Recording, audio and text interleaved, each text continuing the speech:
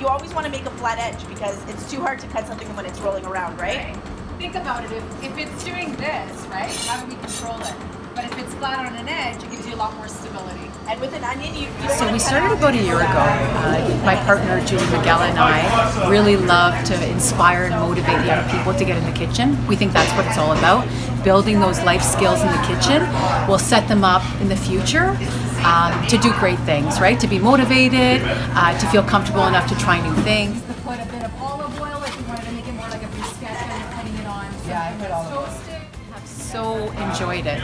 We can see that the boys, some of the same boys coming back and flourishing and wanting to know a little bit more about how to cook, how to do it independently, how to cook for themselves, experimenting with new flavors, with new recipes, and really just, taking it on their own and making some really great meals out of it.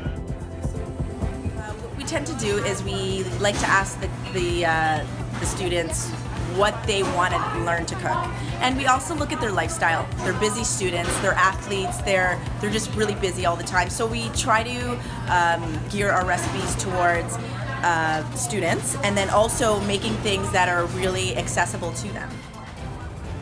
So things that they can get their parents to buy them the ingredients and they can go and buy themselves. So stuff that's really recognizable.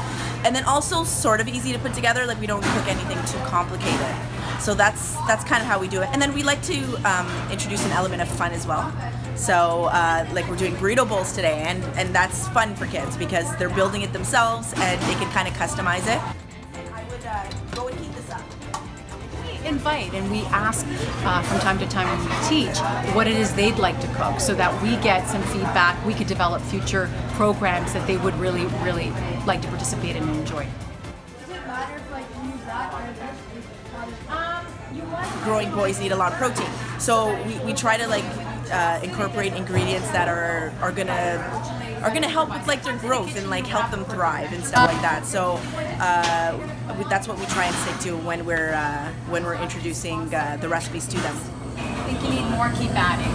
That's the nice thing about the pico de gallo is that you can customize it, right?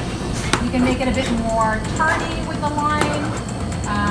You could put a bit of olive. We try to make them protein packed and filling, and so they're not eating every 5 minutes.